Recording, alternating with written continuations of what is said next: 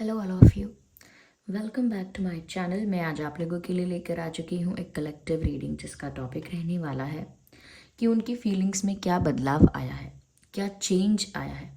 यानी कि आपके पर्सन की फीलिंग्स में अगर आपको लेकर कुछ भी डिफरेंस है तो वो क्या है। ओके, ये रीडिंग जनरल है, कलेक्टिव है, सभी के लिए है। तो सभी के लिए इसमें मैसेजेस आएंगे, तो हो सकता है कि आपकी सिचुएशन के साथ एक्यूरेटली रेजोनेट करे, हो सकता है कि सिर्फ कुछ परसेंट रेजोनेट करे। तो आप ओपन माइंडेड होकर सुनिएगा और ज़बरदस्ती अपने आप को रीडिंग में फिट इन करने की कोशिश मत कीजिएगा। ओके, क्योंकि एक जनरल रीडिंग है, सभी ज़ोडिएक साइंस के लिए है, हर उम्र के व्यक्ति के लिए है, टाइमलेस है। जब भी आप इस वीडियो तक पहुंचेंगे यह तभी आपके साथ रेजोनेट करेगा। ओके व्यूअर्स, तो चलिए रीडिंग स्टार्ट करते हैं और देखते हैं यहाँ पे कि उनकी फीलिंग्स में क्या बदलाव आया है।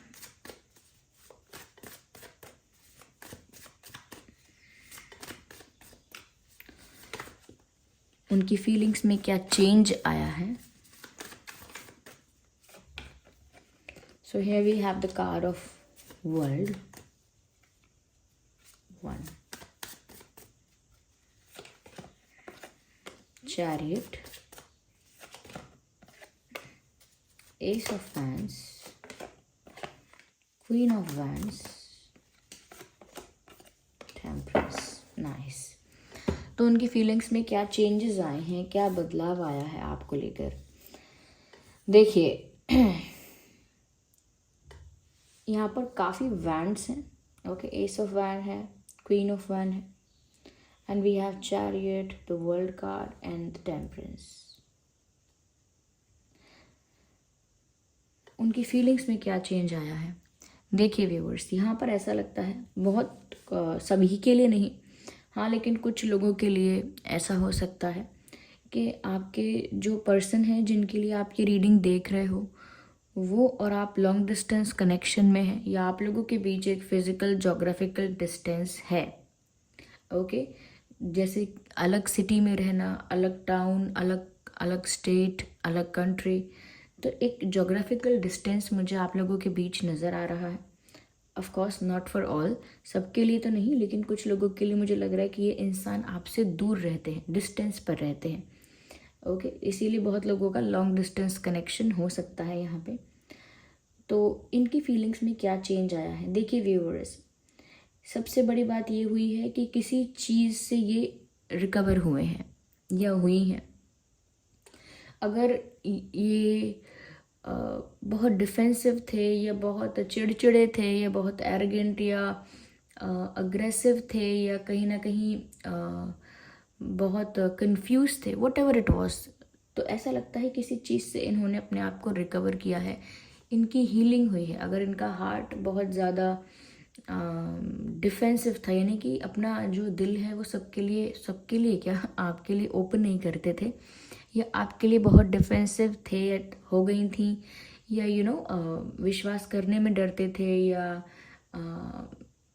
अपने दिल में आपको वो पोजीशन देने से डरते थे, वट एवर इट वॉज। तो ऐसा लगता है क्योंकि इस पर्सन के पास्ट एक्सपीरियंसेस कुछ ऐसे हैं जिस वजह से ये इंसान ओपनली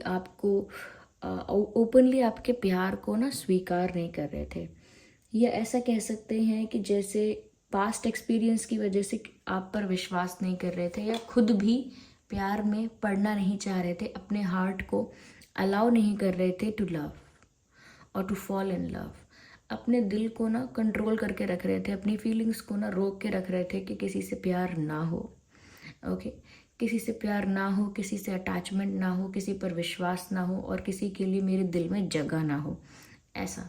क्योंकि इमोशनली इंसान ओपन नहीं थे, वो इमोशनली अवेलेबल नहीं थे, काफ़ी हर्ट थे और काफ़ी हार्ट ब्रोकन भी कह सकते हैं, हर्ट भी हो सकते थे ये, या किसी एक्सपीरियंस की वजह से बहुत डरे हुए थे।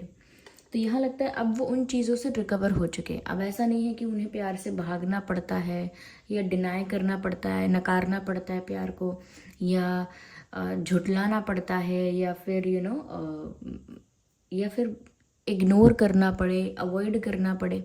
ऐसा अब करने की ज़रूरत नहीं पड़ती, क्योंकि अब हील हो गया है इनका हार्ट।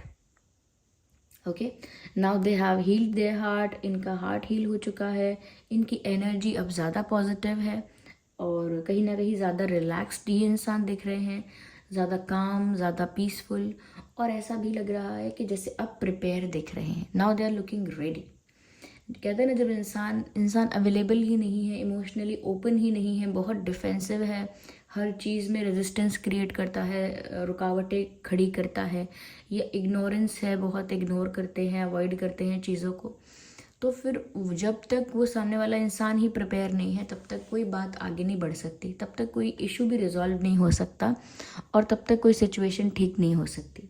तो यहाँ पर ये अब ऐसा लगता है खुद को रिकवर कर चुके हैं ऐसी सिचुएशंस से, इनका माइंड रिलैक्स हो चुका है और अब ये तैयार हैं अपनी लव लाइफ में आगे बढ़ने के लिए। तो अब इमोशनली ओपन है, इमोशनली अवेलेबल भी ज़्यादा है, और अब अगर इन्हें अटैचमेंट है या फीलिंग्स हैं आपके प्रति, तो अब वो उस चीज़ को डिनाई नहीं कर रहे हैं या उस चीज़ से भागने की कोशिश नहीं कर रहे हैं, उस चीज़ को हैप्पीली एक्सेप्ट कर रहे हैं, और अपने हार्ट को भी ना बहुत ज़्यादा गार्ड करके, बहुत ज़्यादा प्रोटेक्ट करके नहीं रख रहे हैं। थोड़ा सा फ्री छोड़ा है उन्होंने अपने आप को, अपने इमोशंस को, अपने हाव भाव को थोड़ा सा फ्री छोड़ा है, कि अलाउ किया है अपने आप को थोड़ा आगे बढ़ने के लिए प्यार में। ओके, यहाँ पर ऐसा भी लगता है व्यूअर्स कि ये जो इंसान है ये कहीं दूर रहते हैं, तो ये आपके पास ट्रैवल करके आना चाहते हैं। बहुत लोगों के लिए मुझे लग रहा है कि ये इंसान ना अब दूर नहीं रहना चाहता है आपसे, या जल्द से जल्द मिलना चाहते हैं, या आपकी तरफ बढ़ रहे हैं। अगर अलग अलग जगह पर नहीं रहते, यानी कि अगर बहुत डिस्टेंस पर भी नहीं रहते हैं, ओके, अगर लॉन्ग डिस्टेंस नहीं भी है, तो भी ऐसा लगता है कि अब ये इंसान प्रिपेयर है और अब आपकी तरफ बढ़ना चाहते हैं। चैरियट का कार्ड है। Now they want to move towards you. Mentally उन्होंने अपने आप को प्रिपेयर कर लिया है, एनर्जी वाइज अपने आप को प्रिपेयर कर लिया है, एंड थॉट वाइज भी वो रेडी हैं कि उन्हें आपके पास जाना, यानी कि सोच लिया है, ठान लिया है, इच्छा है उनकी कि उन्हें आपकी ओर जाना है, आपकी तरफ जाना है। अब फिर चाहे आप एक ही सिटी में रहते हो या दूर दूर रहते हो, they want to move towards you. वो आपकी तरफ बढ़ना चाहते हैं, उनके कदम आपकी तरफ बढ़ना चाहते हैं। तो अगर लॉन्ग डिस्टेंस है तो पक्का ये इंसान आपसे मिलने आना चाहते हैं और आपके पास आना चाहते हैं, और नहीं भी है तो भी आपकी तरफ तो बढ़ना ही चाहते हैं, आपकी तरफ तो आ ही रहे हैं और अब आने के लिए तैयार ही हैं। ओके, यहाँ पर ऐसा भी लगता है व्यूअर्स कि ये जो इंसान है अब जो समझे हैं और अब जो इन्होंने एक्सेप्ट किया है, तो वो अब आपकी तरफ मूवमेंट के लिए प्रिपेयर हैं। साथ ही साथ सिर्फ मूवमेंट की बात नहीं है, एस ऑफ वैंड्स का भी कार्ड है। कहीं ना कहीं आपको इनकी तरफ से कोई सरप्राइज मिल सकता है। ओके, अनएक्सपेक्टेड चीज़ें हो सकती हैं कि आउट ऑफ नो वेयर ये इंसान आपको कुछ कन्फेस कर सकते हैं, किसी बात के लिए अपोलोजाइज कर सकते हैं, या कुछ सरप्राइज गिफ्ट हो सकता है, ये कोई कमिटमेंट या कोई ऑफर ऐसा दे सकते हैं, ये इनकी तरफ से कुछ ऐसा एक्सप्रेशन या कुछ ऐसा कन्फेशन आप सुने, या कोई ऐसा जेस्चर आप देख सकते हैं जिसकी वजह से आप बहुत ज़्यादा सरप्राइज्ड, बहुत ज़्यादा हैप्पी, बहुत ज़्यादा shocked at the same time feel करेंगे कि ऐसा कैसे हो गया। तो यस, क्योंकि ये आपको कुछ ऑफ़र करने की इच्छा रखते हैं। अब ये चेंज आया है कि अब ये इंसान इतने प्रिपेयर हैं कि अब ये इस बात से भी नहीं डर रहे कि इन्हें आपसे कुछ कन्फेस करना है और इन्हें आपको कुछ सॉलिड, कुछ स्ट्रॉन्ग, कुछ स्टेबल ऑफर करना है। अब वो इस बात से भी हेजिटेट नहीं कर रहे हैं, इस बात से भी डर नहीं रहे हैं, इस बात के लिए भी डाउटफुल या डिफेंसिव नहीं है। Now they are open, they are ready to offer you something solid, something stable, और कुछ सरप्राइजेस शायद सच में वो आपको देना चाहते हैं, जैसे कोई गिफ्ट देना चाहते हो। ओके, तो आपको इनकी तरफ से सडनली, अनएक्सपेक्टेडली कोई कॉल, कोई मैसेज, या इनकी तरफ से कोई एक्शन, कोई जेस्चर या कोई सरप्राइज मिल सकता है। ओके, और क्योंकि इनका इरादा है कि वो आपको कुछ स्टेबल और सॉलिड ऑफर करें, तो काफ़ी लोगों के लिए ऐसा हो सकता है कि प्रपोजल भी हो सकता है। ओके, प्रपोजल हो सकता है या कमिटमेंट हो सकता है, ऐसा ऑफर भी आप लोगों को मिल सकता है।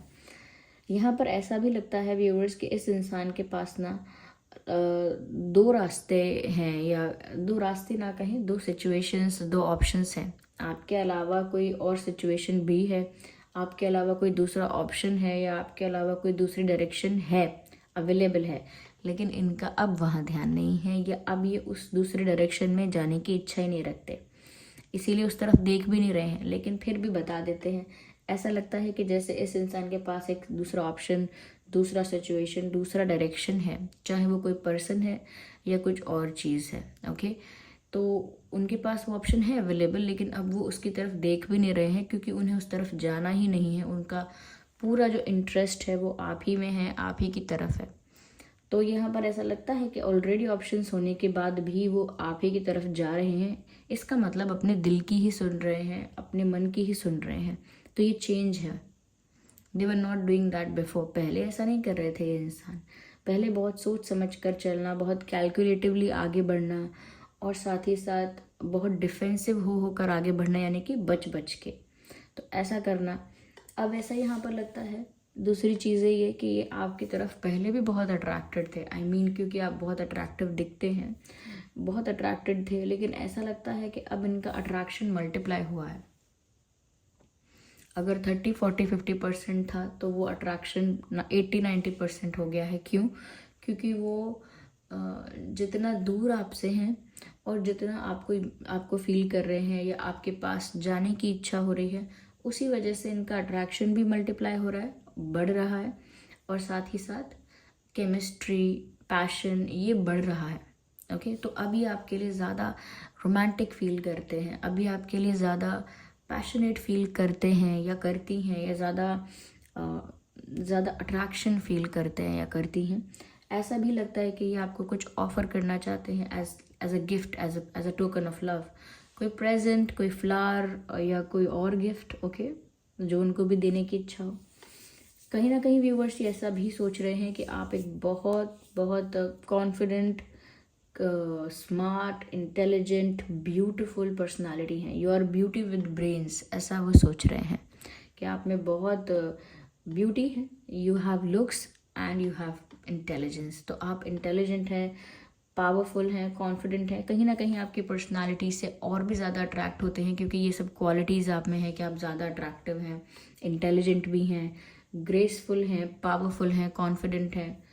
तो आपकी पर्सनालिटी से तो वो ऑलरेडी अट्रैक्टेड थे, लेकिन क्योंकि वो चीज़ों को डिनाई करते थे, they used to run away from things, भागना चीज़ों से, स्वीकारना नहीं, डिनाई करना, इग्नोर करना, दे वर डूइंग दैट। लेकिन अट्रैक्शन पहले भी था, बट अब ये चेंज इतना है कि अब ये इंसान उस अट्रैक्शन को भी एक्सेप्ट करते हैं, मानते हैं कि हाँ मैं बहुत अट्रैक्ट होता हूँ या होती हूँ इनकी तरफ, और साथ ही साथ बहुत अप्रिसिएशन भी है अब आपके लिए। इनके मन में आपके लिए बहुत सारे कॉम्प्लीमेंट्स, बहुत सारा अप्रिसिएशन और बहुत सारा एडमायरेशन है। ओके, या मुझे ऐसा लगता है कि अब ये इंसान ज़्यादा काम, ज़्यादा पीसफुल है, ज़्यादा क्लैरिटी है इनके थॉट्स में। और यहाँ पर ऐसा भी लगता है व्यूवर्स कि ये इंसान आपके साथ टाइम स्पेंड करना चाहते हैं, जैसे डेट पर जाना चाहते हैं। कुछ क्वालिटी टाइम स्पेंड करने की इच्छा है इनकी आपके साथ। ये चाहते हैं कि आपके साथ कुछ रोमांटिक पल बिताएं, कुछ ऐसा समय बिताएं जिसमें आप लोगों के स्पेशल मोमेंट्स हों, स्पेशल मेमोरीज क्रिएट हों। ऐसा कुछ ये वक्त आपके साथ बिताना चाहते हैं।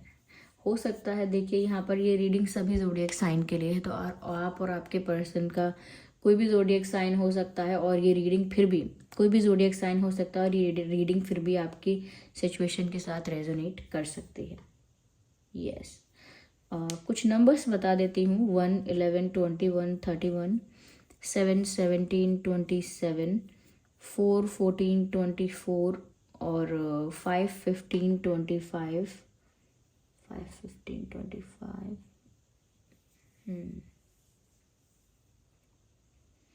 ये कुछ डेट्स हो सकते हैं इम्पोर्टेंट, और इसके अलावा भी हो सकते हैं, लेकिन जितना मुझे यहाँ लगा मैंने बताया है आपको।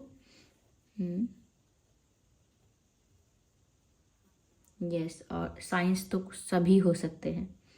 फायर साइन ज़्यादा हो सकता है। चलिए, फायर साइन ज़्यादा प्रोमिनेंट है, तो फायर हो सकता है, आप हो सकते हैं फायर, या आपके पर्सन हो सकते हैं फायर। आप दोनों में से ही हो सकता है कोई, या फिर अलग साइंस हैं तो भी वो एप्लीकेबल हैं, ऐसा नहीं है कि एप्लीकेबल नहीं है। यहाँ मुझे ऐसा भी लगता है व्यूवर्स के थोड़े से ज़्यादा केयर फ्री हो गए हैं, रिस्क लेने के लिए ओपन हो गए ना। They are open to take risk, they are more free, they are more carefree, they are more playful, ज़्यादा प्लेफुल हो गए हैं, ऐसा लगता है, विच इज़ गुड। ओके, चलिए यहाँ पे हम डिवाइन गाइडेंस भी देख लेते हैं।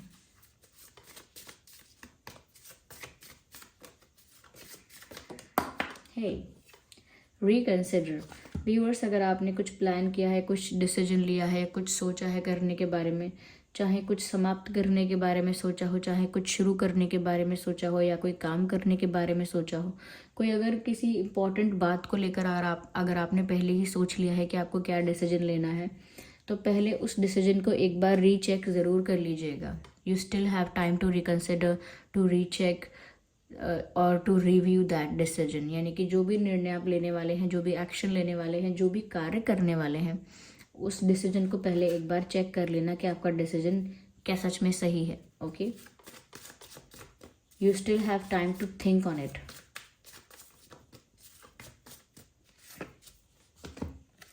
अगर आपके मन में कोई क्वेश्चन था जिसका आंसर येस और नो में मिल सकता है, तो यहाँ पर आंसर आया है no. Okay, if you were asking for something जिसका आंसर आपको येस और नो में ही चाहिए था, तो आंसर है no. Okay, so this was the reading. I hope ये रीडिंग आपके लिए हेल्पफुल और रिलेटेबल रही है। अगर इस रीडिंग ने आपको थोड़ा भी गाइड किया है, वीडियो को लाइक करें, कमेंट करके बताएं कितने % रेजोनेट करती है। और चलिए मिलते हैं अगली रीडिंग में, और अगर आप नए हैं सब्सक्राइब करें। Bye bye.